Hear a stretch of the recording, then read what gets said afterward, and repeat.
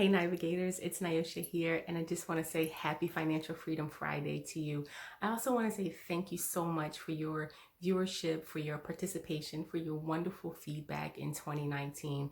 We are entering a new decade, and because of you, you allowed me to take one of my dreams off the shelf. So this will be the last Financial Freedom Friday of this particular decade, but we will be back, baby, with all new material, great content, more surprises in store for you. Happy holidays and have a fantastic, prosperous, and financially free 2020.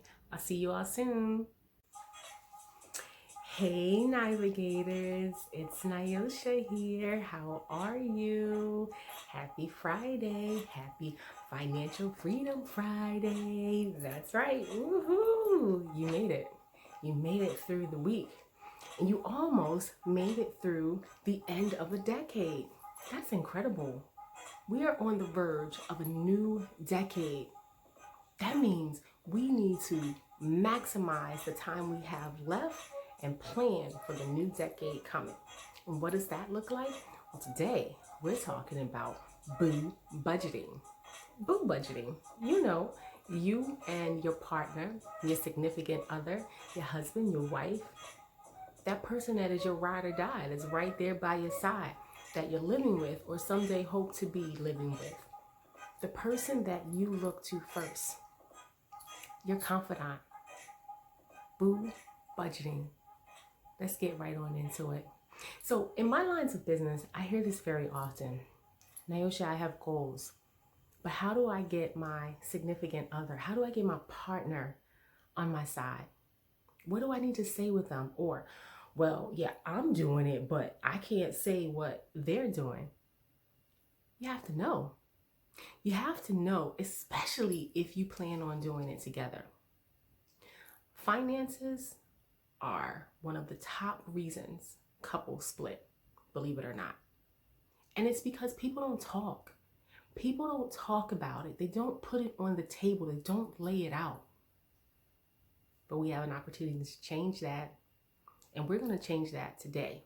So, boo budgeting. Do you have your notepads ready and your pens? Because here we go.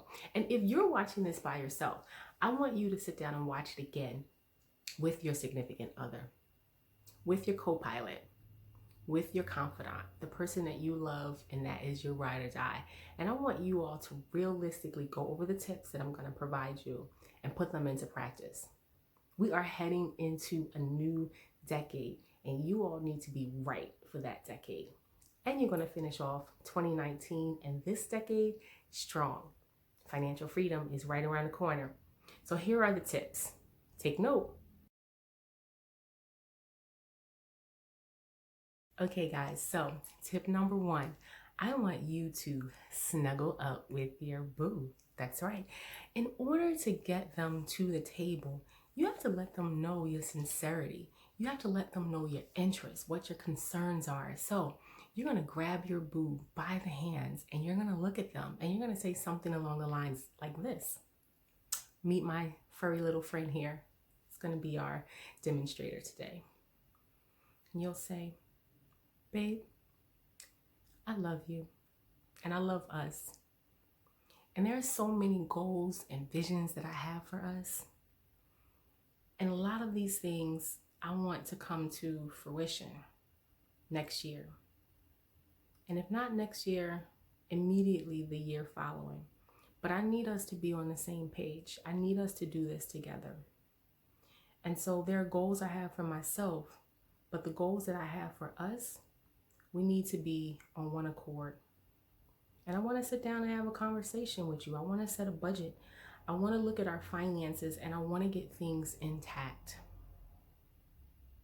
I want us to be financially free and I want us to start tackling and conquering our goals. Can we do that? Who's going to deny you that opportunity? And the last thing you have to do, you have to give a kiss. Plant that kiss on them, and I'm telling you, you are in there. And you can customize that conversation, but the point is to have that conversation initially to say, This is what I want for us. I'm bringing you into my vision. I'm taking into consideration what you want to accomplish. I want us to do this together. So whatever that is, bring them in. And you have to do that by pulling them aside and saying, listen, this is what I want for us. This is where I see us going. This is how we can accomplish it. Step number 2 then is going to be to set a date.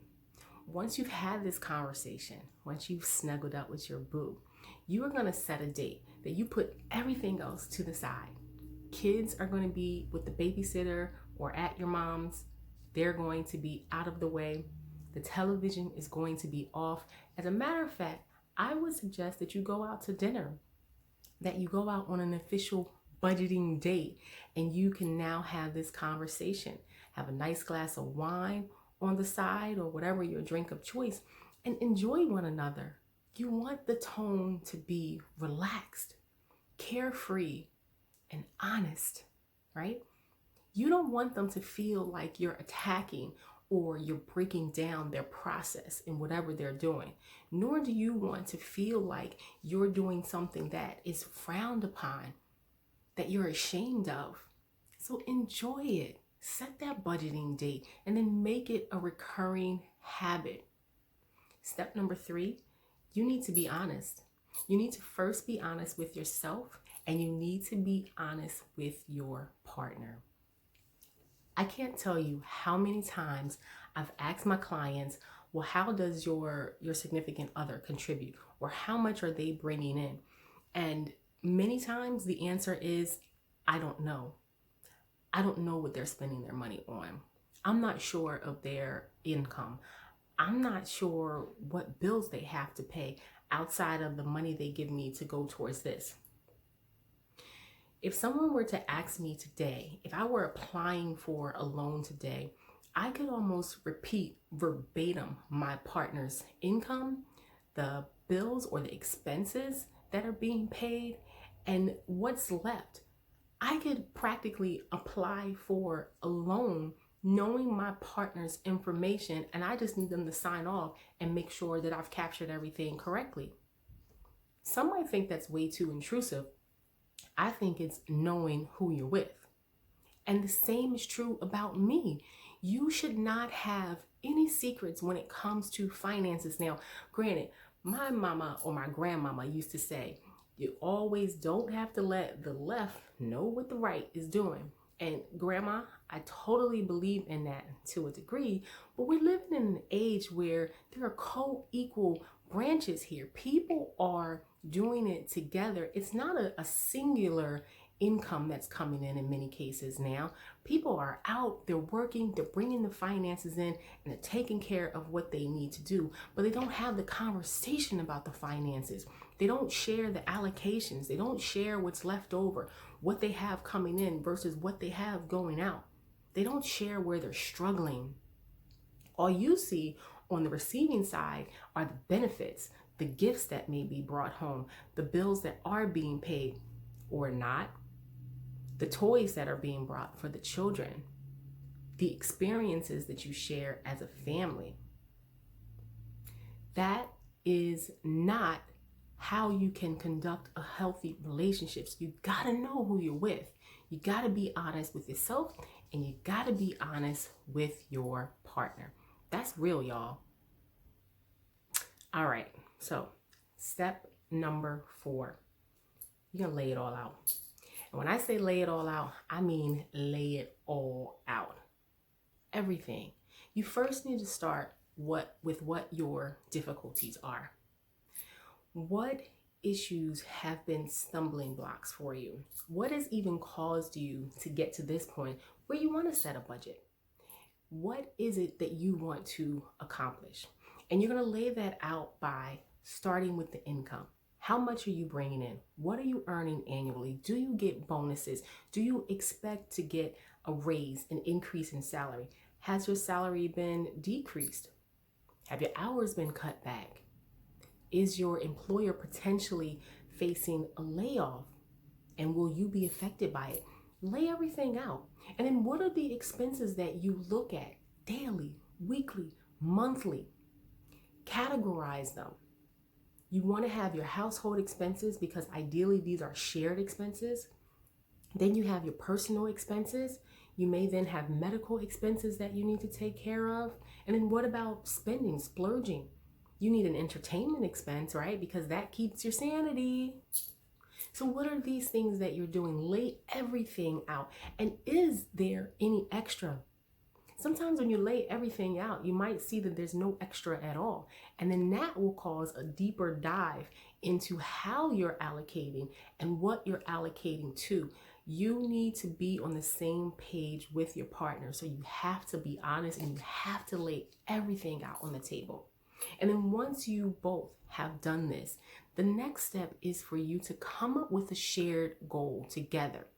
Before you go into, well, I need to draw back on this, I need to draw back on that, you lay it all out and say, here's what it is, but this is what I would like for us to accomplish together.